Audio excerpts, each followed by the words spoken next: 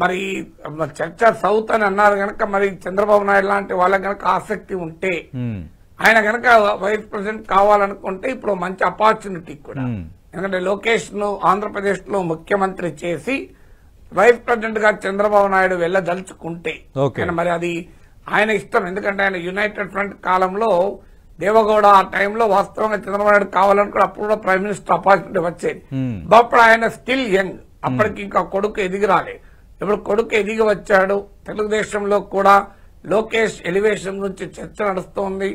పవన్ కళ్యాణ్ ఉప ముఖ్యమంత్రిగా ఉండగా లోకేష్ ఉప ముఖ్యమంత్రి చేస్తే రాంగ్ సిగ్నల్ పోతుంది. ఎందుకంటే అది పవన్ కళ్యాణ్ తగ్గించినట్లు అవుతుంది. ఆ చర్చ అంతా మనం చూసాం.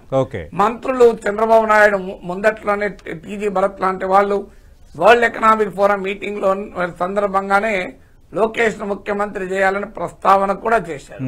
ఇటీవల మహానాడులోనే ఆయనను పార్టీ అధ్యక్షులు చేస్తారని చర్చ నడిచింది.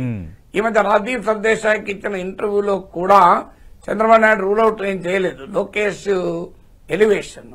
సో అందువల్ల ఇప్పుడు చంద్రబాబు నాయుడు లోకేష్ ను సీఎం చేసి చంద్రబాబు నాయుడు ఖాళీగా కూర్చోలేడు. చంద్రబాబు నాయుడు ఆరోగ్య పరిస్థితి చూస్తే 29 ఏంది 34 వరకు కూడా ఆయన యాక్టివ్ గానే ఉంటాడని అర్థమైపోతుంది. సో యాక్టివ్ గా ఉండగా ఏజ్ అని చెప్పి 29 లో కూడా చంద్రబాబు నాయుడు ఖాళీగా పెట్టలేరు కదా.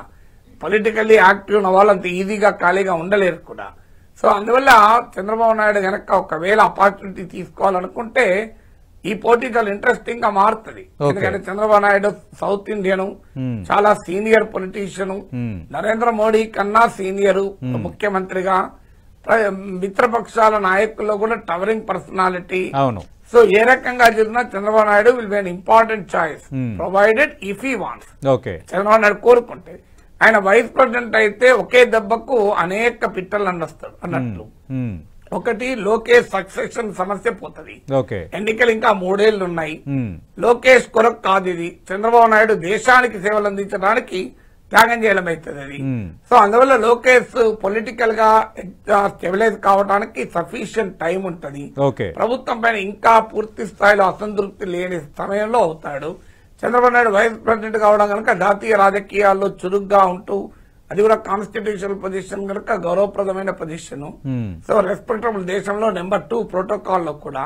సో అందువల్ల అంటే ప్రైమ్ మినిస్టర్ నెంబర్ 2 అనుకుంటే నెంబర్ 3 అనుకోండి. ప్రోటోకాల్ కరెక్ట్ గా తెలియదు నాకు, బట్ స్టిల్ టాప్ 3 పొజిషన్స్ కదా president, prime minister, vice president.